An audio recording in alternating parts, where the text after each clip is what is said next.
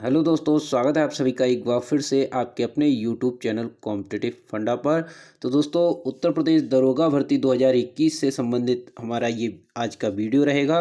और इस वीडियो में मैं आपको बताऊंगा कि सिर्फ 2 महीने में दरोगा भर्ती की तैयारी आप कैसे कर सकते हैं और आपको इसके लिए कितना पढ़ना है, क्या क्या पढ़ना है, कितने घंटे पढ़ना है, सारी बातें मैं आपको इस वीडियो के माध्यम से बताने वाला हूँ। तो दोस्तों, चलिए स्टार्ट करते हैं और देख लेते हैं कि हमको क्या क्या पढ़ना है। तो दोस्तों, क्या पढ़ने के लिए आपको क्या है, बहुत ही सिलेक्टिव पढ़ना है। सिलेबस आप देख रहे होंगे, सिलेबस में लगभग सारी चीज़ें हैं जो हर एग्ज़ाम में लगभग आती हैं। बहुत बड़ा सिलेबस होता है, सारी चीज़ें ऐसा नहीं है पेपर में सारी ही चीज़ें आती हैं, या फिर ज़रूरी नहीं है कि सिलेबस में जो दिया है वही आता है। तो कई चीज़ें इधर उधर से भी आ जाती हैं। तो आपको क्या क्या पढ़ना है, मैं अपनी तरफ से आपको बताऊँगा कि अगर आप इतना सिर्फ पढ़ लेंगे तो आपका सिलेक्शन 101% हो जाएगा।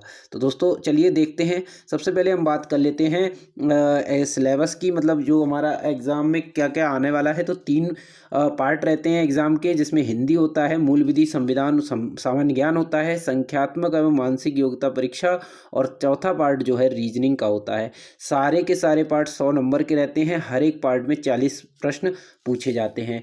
40 प्रश्न आपको पूछे जाएंगे, जिनमें कि आपको क्या है, 35% हर सेक्शन में लाना है, और ओवरऑल जो टोटल आपका बना वो 50% होना चाहिए।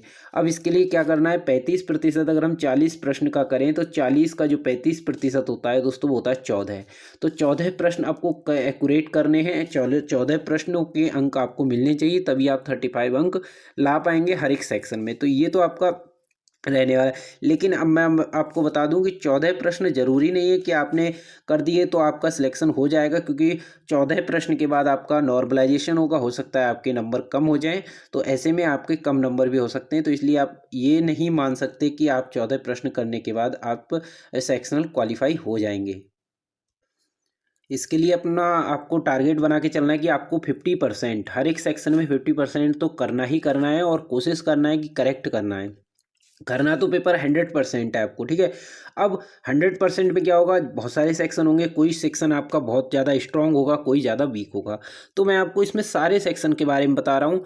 आपका जो सेक्शन स्ट्रांग है आप उसको ज़्यादा पढ़ सकते हैं, मैं जितना बता रहा हूँ उससे ज़्यादा पढ़ सकते हैं। लेकिन मैं उन कैंडिडेट के बता रहा हूँ जो अभी तक किसी भी सेक्शन में तैयारी नहीं है उनकी, और वो सिर्फ थोड़ा बहुत उन्होंने जिस तरह से पढ़े हुए हैं, लेकिन दरोगा भर्ती की स्पेशली उन्होंने अभी तक कोई सिलेबस नहीं देखा है, और अब वो तैयारी करने जा रहे हैं। तो उनके लिए ये बहुत ही मददगार साबित हो सकता है। तो चलिए दोस्तों, देख लेते हैं पहला सेक्शन जो है सामान्य हिंदी का। सामान्य हिंदी में क्या क्या आपको पढ़ना है। तो देखिए, सामान्य हिंदी में मैंने ये टॉपिक सिलेक्ट किए हैं जिनसे हमें पिछली बार जो पेपर था उसमें प्रश्न पूछे गए थे। तो इतने टॉपिक हैं हिंदी के लिए जिसमें आपको पढ़ना है। व्याकरण में आपको क्या है, जैसे संज्ञा, सर्वनाम, विशेषण, क्रिया, क्रिया विशेषण, ये जो व्याकरण होती है वो आपको पढ़नी है। इससे संबंधित 5-6 प्रश्न आते हैं। उसके बाद अलंकार से संबंधित आते हैं, समानार्थी, पर्यायवाची, विलोम शब्द, गद्यांश, वचन, लिंग, वाक्य के प्रकार, फिर मुहावरे, लोकोक्ति, ब्राह्म चिन्ह, लेखक और उनकी रचनाएं, पुरस्कार, बर्तनी, शुद्धि, शुद्ध और अशुद्ध वाक्य, स्वर और व्यंजन, शब्द और अर्थ और संधि। तो इतने पार्ट इसमें रहने वाले हैं। आपको इतने टॉपिक तैयार करने हैं जो है हिंदी के अंदर अगर आप इतने पार्ट तैयार कर लेंगे तो आपका 99% जो है हिंदी यहीं से कवर हो जाएगा। 99% प्रश्न पत्र आप कर पाएंगे, एक दो प्रश्नों को छोड़कर। तो ये आपके लिए सिलेबस है हिंदी का। आपको सिर्फ इतना पढ़ना है, पूरा सिलेबस नहीं देखना कि उसमें क्या दिया है, क्या क्या चीज़ें हैं।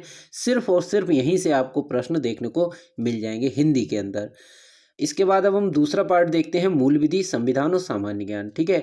अब इसमें हमको क्या पढ़ना है, तो मैं तीनों का मिला के बताऊंगा कि आपको टोटल कितना पढ़ना है और कहाँ कितने टॉपिक हैं, ठीक है। और उसके बाद साथ ही साथ मैं कुछ जो बुक्स आपको बताई हुई हैं अपनी पुरानी वीडियो में, वो बुक्स को भी रेफर करूंगा, क्योंकि उन बुक्स में ये सारे टॉपिक आपको मिल जाते हैं, ठीक है।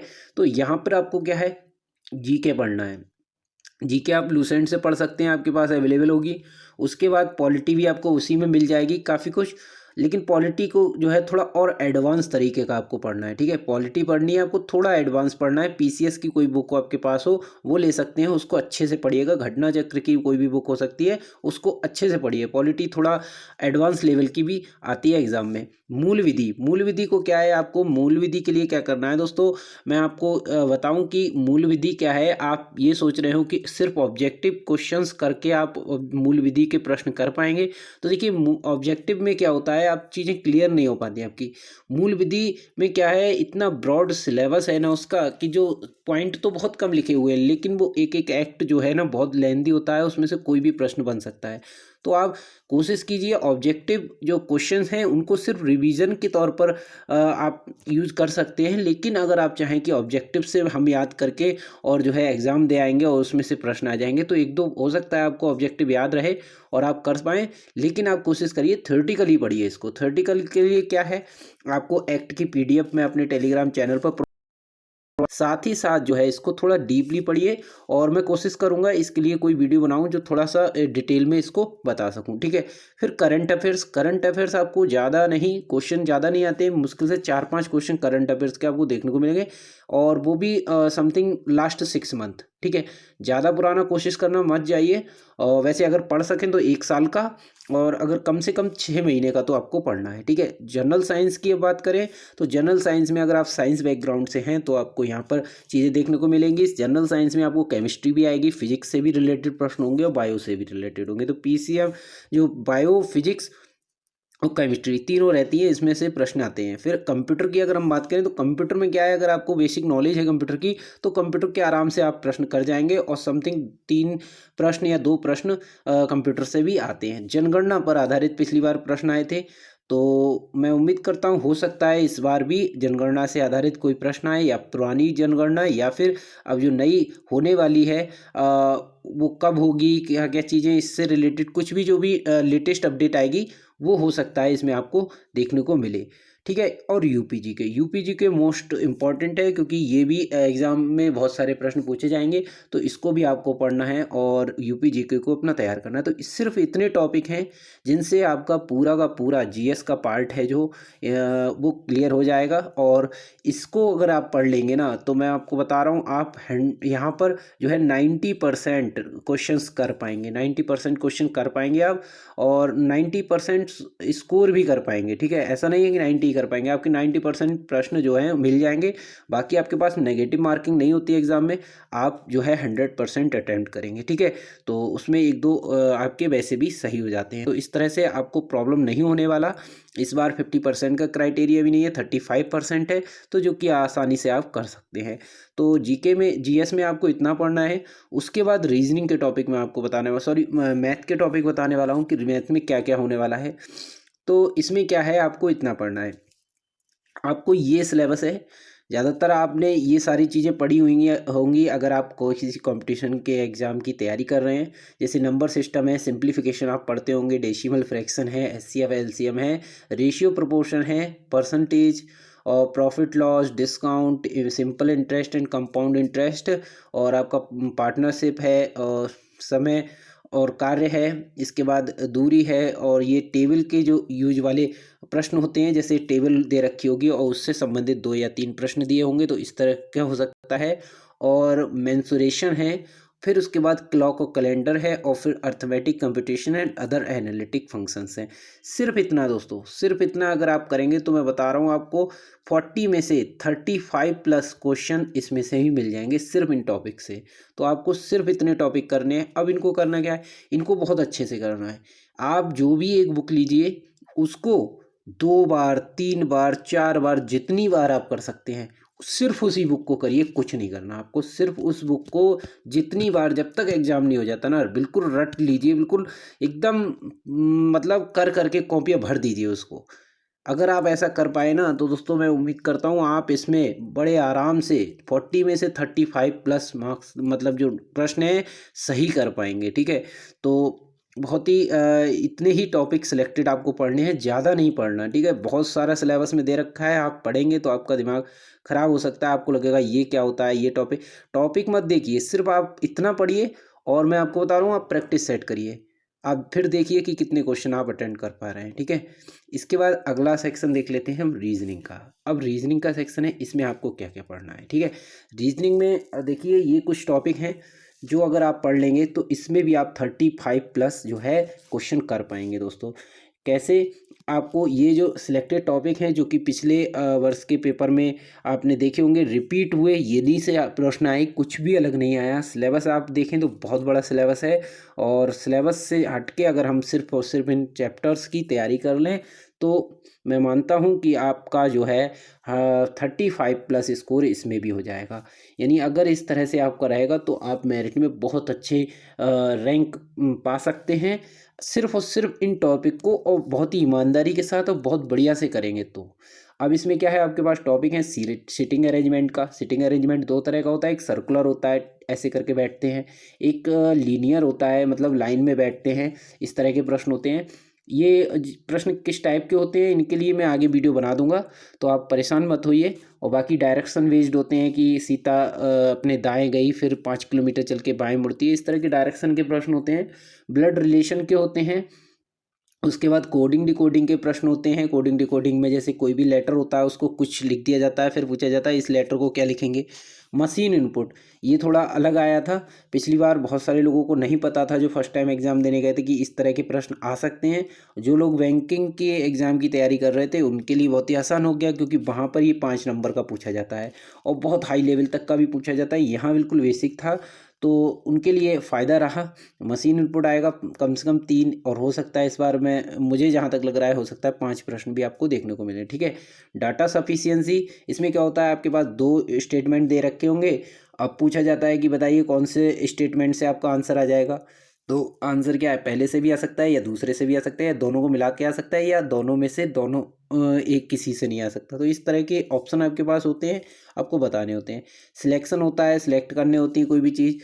सिलोगिज्म मतलब वही कि कुछ गेंद काली चीज़ लाल है और लाल चीज़ पीली है, इस तरह से जो प्रश्न होते हैं। और डिसीजन मेकिंग में क्या है, आपको डिसाइड करने के लिए प्रश्न होते हैं। कथन तर्क के प्रश्न होते हैं, कथन पूर्वानुमान के और संगत असंगत के। नंबर सीरीज होती है दोस्तों, 1 2 नंबर सीरीज भी आती है, लेटर सीरीज भी हो सकती है। उसके बाद नंबर ऑफ फिगर्स काउंट करने होते हैं, जैसे हाउ मेनी ट्रायंगल्स, कितने इसके अंदर त्रिभुज होंगे, कितने वृत्त होंगे, कितने आयत होंगे, इस तरह से। और ओपन डाइस का प्रश्न होगा। डाइस यहाँ पर आपको दोनों ही डाइस तैयार कर लेनी है। ठीक है, ओपन डाइस को और अच्छे से याद करना है, क्योंकि डाइस जो था पुराना पैटर्न हो गया, बहुत ही आसान प्रश्न होते थे। लेकिन अब जो है एग्ज़ाम में आपको अगर एग्ज़ाम का लेवल थोड़ा ऊपर जाने लगा है तो वहाँ पर ये ओपन डाइस के प्रश्न आने लगे हैं।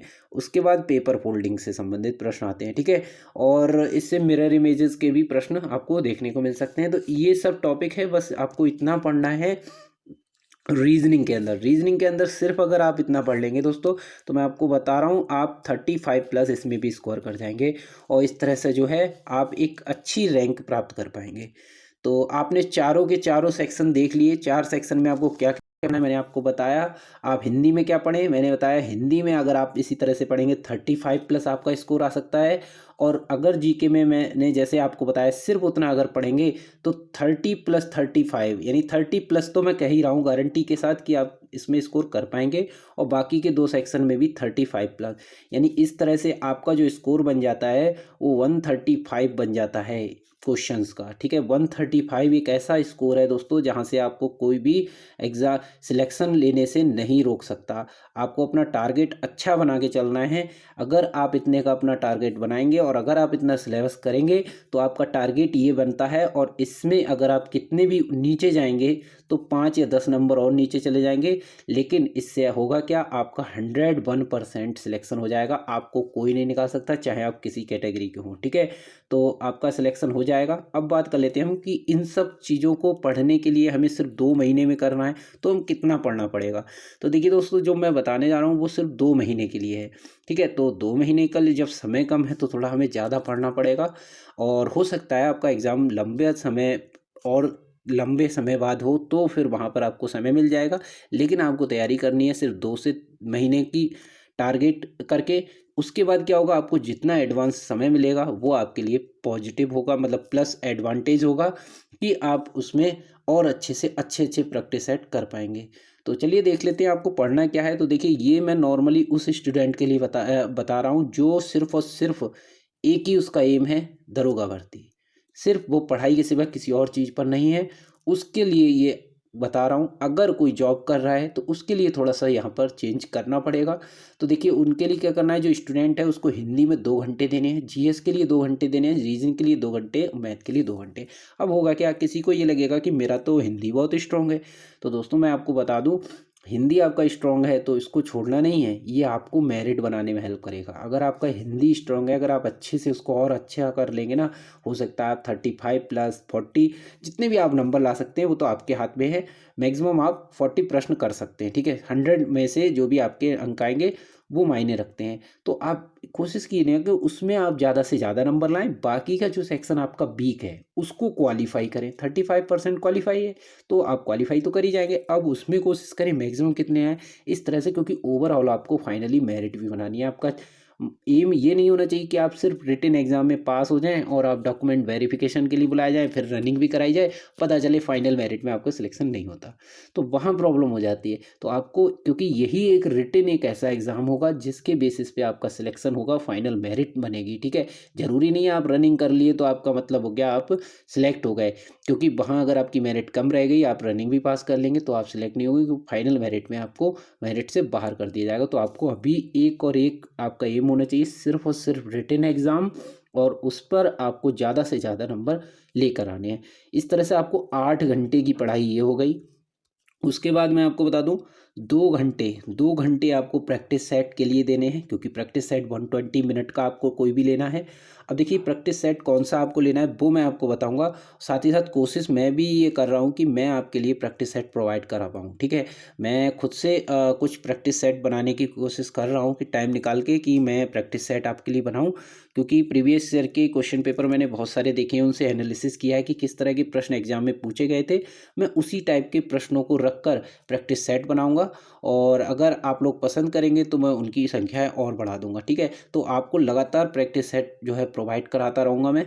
और उसके बाद आपको करना क्या है, 1 घंटे उसका एनालिसिस करना है। देखिए, एनालिसिस बहुत ज़रूरी है। ये नहीं कि आपने प्रैक्टिस सेट किया, आपके नंबर बने, आपने जितने क्वेश्चन करे उसके बाद उसको रद्दी में फेंक दिया, प्रैक्टिस सेट को कोई मतलब नहीं आपका, ये नहीं करना आपको। आपको उसका एनालिसिस करना है, वो सबसे इम्पॉर्टेंट है। आप कितना स्कोर कर सकते हैं, हो सकता है मैंने वो प्रैक्टिस सेट बहुत टफ बनाया हो तो आप उसमें स्कोर कम करें, लेकिन ये मायने नहीं रखता। अभी कम करेंगे, एग्जाम में तो एग्जाम होगा ना, उसमें पता नहीं क्या आएगा। तो एनालिसिस करना बहुत ज़रूरी है, ठीक है। 1 घंटे में एनालिसिस में क्या करेंगे, आप सबसे पहले क्वेश्चन छांटेंगे। आपने जो कर दिए उनको तो इग्नोर करना है, ठीक है, वो आपके हो गए। जो आपसे नहीं हुए, मान लिया आपने 160 प्रश्न थे जिनमें से 20 क्वेश्चन ऐसे थे आपको नहीं आ रहे, जीके के हिंदी के थे, वो तो आप पढ़ के उसको चाहे तो नोट कर लें, चाहे वहाँ पर। अब मेन आता है यहाँ पर रीजनिंग और मैथ में। अब रीजनिंग और मैथ में हो सकता है मैथ में 5 क्वेश्चन ऐसे हों, और नए रीजनिंग में भी 5 क्वेश्चन ऐसे हों, तो ये 10 प्रश्न आपको ऐसे ही मिल गए जो नए इस प्रैक्टिस सेट में, जो आपने कभी नहीं पढ़े या आपसे हुए नहीं। अब ऐसे नहीं हो रहे तो इनको करना क्या, आपको कुछ अलग लग रहा है इसमें, तो आपको इनको नोट करने चाहिए। एक ऐसी कॉपी बनाना सिर्फ और सिर्फ प्रैक्टिस सेट के लिए, जिसको क्या है, आप उनमें से उन प्रश्नों को नोट कर पाएँ जो आपसे प्रैक्टिस सेट में नहीं हो रहे हैं, वो प्रैक्टिस सेट कहीं का भी हो, ठीक है। जितने ज़्यादा आप प्रैक्टिस सेट कर लेंगे, मैं बता रहा हूँ, आप सिलेक्शन के उतने ही ज़्यादा करीब हो जाएंगे, ठीक है। तो सिलेक्ट पेपर और प्लस एनालिसिस, 2 चीज़ें आपको करनी है। और उसके बाद आपको प्रश्नों को नोट करना है, और वही प्रश्न आपको जब एग्ज़ाम के टाइम में उनका रिवीजन बराबर बराबर करते चलना है, जिससे कि आपसे कोई भी चीज़ बचेगी नहीं। तब तक, जब तक एग्ज़ाम नहीं होगा तब तक हो सकता है आपके पास मैथ के 100 क्वेश्चन बन चुके हों और रीजनिंग के 100 क्वेश्चन आपके पास हो चुके हों। तो आप ये सोचिए, ये वो 100 प्रश्न हैं जो आपको नहीं आते थे, लेकिन आपने प्रैक्टिस सेट और तरह तरह से जहाँ तहाँ से नोट करके आपने नया तरीके से सीखा। सिर्फ 100 क्वेश्चन आपने नए सीखे, आपको जो आता था वो तो चीज़ें हो गई। तो ये आपको आगे ले जाएगी कोई भी सिलेक्शन के करीब, क्योंकि कोई भी चीज़ जो आपको, कभी कभी क्या होता है एग्ज़ाम में कुछ नया आ जाता है, ठीक है, और वो चीज़ आपने पढ़ी हुई होती है, तो वो आपको प्रश्न जो है आगे ले जाता है दूसरों से, ठीक है। तो ये चीज़ आपके लिए बहुत प्लस पॉइंट होगी, ठीक है। अब मैं यहाँ पर आपको बता दूं कि जैसे कुछ लोगों का ये कहना होगा कि सर हम तो यहाँ पर 8 घंटे नहीं दे पाएंगे, मैं जॉब करता हूँ। तो देखिए, जॉब के लिए क्या है मैं आपको बता दूं, अगर आप अभी जॉब कर रहे हैं तो मैं ये नहीं कहूँगा आप जॉब छोड़िए, ठीक है। आप इसमें से एक एक घंटा दे सकते हैं, लेकिन आपको पढ़ना पड़ेगा। अगर आप सिलेक्शन लेना चाहते हैं तो आपको पढ़ना पड़ेगा। और जिस दिन भर्ती आ जाए, जब भर्ती आ जाए और आप पूरी अगर आपकी तैयारी हो, तो मैं एक बात कहूँगा आपसे, सिर्फ एक रिस्क लेके आप जो है कैसे भी करके आप उस जॉब से 15 दिन 20 दिन की छुट्टी ले लेना। उसको 15 20 दिन लग जाना, ये बता रहा हूँ मैं, क्योंकि ये मेरा पर्सनल अनुभव रहा है। आप अगर वहाँ पर गलती कर गए, इस चीज़ में लालच में रह गए कि मैं 15 दिन का जॉब का या सैलरी का नुकसान होगा, देखिए वो नुकसान आप भरपाई, अगर आप वास्तव में कुछ बनना चाहते हैं, आप दरोगा बनना चाहते हैं, तो आपको ये थोड़ा सा एक ज़िंदगी में रिस्क लेना पड़ेगा। और जो इंसान रिस्क लेता है वही आदमी सक्सेस होता है। क्यों? क्योंकि जिसने रिस्क लिया है फिर वो जी जान लगा के मेहनत करता है। अगर मानिए आपने अगर उस 20 दिन या 15 दिन आपने अपने इस भर्ती के लिए दिए और छुट्टी अगर आपने ली है, तो आप सिर्फ और सिर्फ डेडिकेटेड होके इसी को प्रिपरेशन करेंगे, आप कोई का और काम नहीं करेंगे, क्योंकि आपके दिमाग में ये चल रहा होगा कि मैंने सिर्फ इसके लिए छुट्टी ली है, तो अब मुझे सिर्फ इसी पर फोकस करना है, ठीक है। तो इस चीज़ को आपको ध्यान रखना है। बाकी आप इसमें समय कम कर सकते हैं, लेकिन प्रैक्टिस सेट आपको भी करना है। आप इसमें अगर स्टडी में जो टाइमिंग है इसमें थोड़ा सा कम कर सकते हैं अपने हिसाब से जितना आपके पास अवेलेबल है, लेकिन यहाँ पर आपको प्रैक्टिस सेट और ये तो करना ही करना है, ठीक है। अब हम देख लेते हैं कि आपका एग्ज़ाम के समय में क्या टारगेट होना चाहिए। देखिए, प्रैक्टिस सेट जब आप करेंगे तो आपको टारगेट करना है कि हिंदी को 15 20 मिनट। अब देखिए, मैंने 20 ज़्यादा बता दिया है, हो सकता है जो प्रैक्टिस सेट आप कर रहे हो वो आसान हो, उसमें 10 मिनट में आप हिंदी कर लें। जीएस आपके हाथ में है, हो सकता है प्रैक्टिस सेट आसान हो, रीजनिंग आपके हाथ में। तो ये सारी टाइमिंग मैंने बताई हुई है, लेकिन आपको मैं स्पेशली बता दूं, मैथ के लिए आप 1 घंटा बचा के रखिए। 1 आवर यानी 60 मिनट आपको बचाने हैं अपने लिए मैथ में। बाकी कोशिश करना है इन तीनों पोर्शन को 1 घंटे में निपटाना है। कैसे करना है आपको अपने हिसाब से मैनेज करना है, ये सारी चीज़ें आएंगी आपको प्रैक्टिस सेट के करने के दौरान, ठीक है। अब क्या है मैं बताऊं, कोई भी प्रैक्टिस सेट लेना, थोड़ा एक दो चीज़ें देख के रखना, क्योंकि मैं प्रैक्टिस सेट जो बनाऊंगा वो कुछ इसी टाइप के बनाऊंगा जैसे कि एग्ज़ाम में पेपर आया था, ठीक है। इसमें होगा क्या, मैथ में ऐसे प्रश्न बिल्कुल मत देखना ऐसा कोई प्रैक्टिस सेट जिसमें बहुत छोटे छोटे प्रश्न हो, क्योंकि एग्जाम में ऐसे नहीं आते, मैंने बता दिया है। रीजनिंग में थोड़ा बैंकिंग लेवल की होनी चाहिए। जीएस आपके पास क्या है, थोड़ा लेंदी टाइप के हों प्रश्न, कम से कम एक प्रश्न को पढ़ने में ही 1 मिनट लग जाए, इस टाइप के हों। और हिंदी में भी ऐसा ही होना चाहिए। तो इस तरह के प्रश्न पूछे जाते हैं। सबसे बड़ा जो चैलेंज होता है इसमें होता है टाइम। टाइम 160 मिनट, 160 प्रश्न होते हैं आपके, और जो है 120 मिनट होते हैं। तो आप यहाँ पर सबसे बड़ा चैलेंज आपके पास रहता है। आपको लगेगा जीएस हम 10 मिनट में कर लेंगे, लेकिन वो जीएस के प्रश्न इतने बड़े होते हैं ना कि आपको पढ़ने में और समझने में ही टाइम निकल जाता है, ठीक है। तो ये सारी चीज़ें रहती हैं जो आपको वहाँ एग्ज़ाम में फेस करने को मिल सकती हैं, इसलिए आपको इसके लिए अपने आप को अभी से प्रिपेयर करके चलना है। तीसरा, इसके बाद मैं एक चीज़ और बता दूं, अब आपको करना है कि आपको स्टे मोटिवेटेड, मतलब आपको मोटिवेटेड रहना है। आपको जो बनना है उसका सपना देखना है, उसको हमेशा अपने मतलब हर जगह उसको देखना है। अब ऐसा क्या करना क्या है, जैसे अगर आप दरोगा बनना चाहते हैं तो आपके पास कम से कम, मैं ये मानता हूँ, आप अपने जहाँ स्टडी करते हैं वहाँ पर इस तरह से कोई भी दरोगा की मोटिवेटेड पिक्स होती हैं, वो चीज़ें अपने पास रखिए, वो प्रिंट आउट कराइए, लगा लीजिए। इससे क्या होगा, दिन रात जब आप सोएंगे, जब भी उठेंगे रूम में तो आपके सामने होगा। आपका एक मतलब क्या बोलते हैं ना, सपना होगा। और जब जो आदमी जो सपना देखता है वो अपने सपने को पूरा करना चाहता भी है, और जो सपना ही नहीं देखेगा वो कुछ नहीं बन पाएगा, ठीक है। तो आपको मोटिवेटेड रहना है ज़्यादा से ज़्यादा। आप दरोगा बनना चाहते हैं तो दरोगा से रिलेटेड जो भी मोटिवेशनल वीडियोस हो सकती हैं वो आप देखिए। मूवीज़ अगर आप जो देखना पसंद करते हैं तो उनमें देखिए। मतलब हर एक्टिविटी में आपको अपना जो है अपने आप को मेज़र करना है कि काश मैं अब ये वाला, ये जब बनूंगा तो मैं ऐसा होऊंगा या इस तरह से। देखिए, आप जब ये सारी चीज़ें सोचेंगे तभी आप कर पाएंगे। मैं आपको बता रहा हूँ, जब तक जिसने सपना नहीं देखा वो कुछ नहीं कर पाएगा, ठीक है। तो ये चीज़ें आपको अलग लग सकती हैं, लेकिन मैं अपना पर्सनल अनुभव बता रहा हूँ आपको। आपको सपना देखना पड़ेगा, आपको इन चीज़ों को अपना एक मतलब एम बनाना पड़ेगा। अगर सिर्फ आप सोच रहे हैं चीज़ें चल रही हैं, अरे सिलेक्शन हो जाएगा तो दरोगा बन जाएंगे, वरना तो कुछ ना कुछ बन ही जाएंगे, तो फिर आपको हो सकता है सफलता मिल जाए, लेकिन वो चीज़ नहीं आएगी। लेकिन मैं आपको बता रहा हूँ, अगर आप इस 100% चाहते ही हैं दिल से कि मुझे सिर्फ यही जॉब चाहिए, तो आपको ऐसा करना पड़ेगा, क्योंकि मैं आपको बता दूं बहुत बड़ी जॉब है ये, बहुत बड़ी, ठीक है, बहुत रिस्पॉन्सिबल, और समाज में जो आपको इज्जत मिलती है इस जॉब में वो शायद ही आपको और जॉब में मिले, ठीक है। तो बहुत रेस्पेक्टेड, बहुत ही बढ़िया जॉब है। और उसके बाद सबसे बड़ी बात क्या है, आपको अटेम्प्ट भी बहुत ज़्यादा नहीं मिलते। एक इंसान जनरल कैटेगरी को सिर्फ और सिर्फ ज़िंदगी में एक बार दरोगा का एग्जाम देने को मिलता है। अगर वो 23-24 साल के बाद 25 साल में फॉर्म भरता है तो उसको क्या है, तब तक ओवर एज हो जाता है नेक्स्ट भर्ती जब 5 से 6 साल बाद आती है तो। अगर ओबीसी की बात करें तो जो वो ज़्यादा से ज़्यादा 2 अटेम्प्ट दे पाता है। यानी पूरी ज़िंदगी में 1 से 2 अटेम्प्ट ही मिल पाते हैं किसी भी इंसान को यूपी के अंदर दरोगा बनने के लिए। तो आप सोच सकते हैं कितना टफ है, मतलब कितना प्रेशर होता है और कितना चीज़ें हैं इस एग्ज़ाम से रिलेटेड, और क्या-क्या लोगों के सपने होते हैं। जो लोग नहीं सिलेक्ट हो पाते उनके क्या-क्या सपने होते हैं। तो ये सारी चीज़ें हैं। तो वीडियो थोड़ा ज़्यादा लंबा हो गया है, लेकिन मेन मैं ये चाहता था कि आपको थोड़ा मोटिवेट करूँ, चीज़ें आपको पता चलें कि आपको किस तरह से तैयारी करनी है, ताकि अब अपनी कंटिन्यू जो है तैयारी कर पाएँ।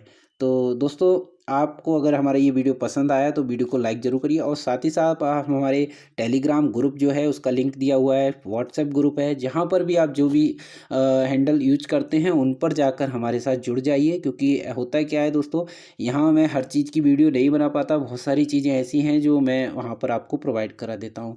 तो वीडियो को लाइक करिए, शेयर करिए, और चैनल पर नए हैं, चैनल को सब्सक्राइब नहीं किया तो सब्सक्राइब करना ना भूलें। बेल आइकन को प्रेस कर लें, जिससे आने वाली हमारी सारी वीडियोज़ की नोटिफिकेशन भी आपको मिलती रहे। तब तक के लिए दोस्तों, थैंक यू। जय हिंद।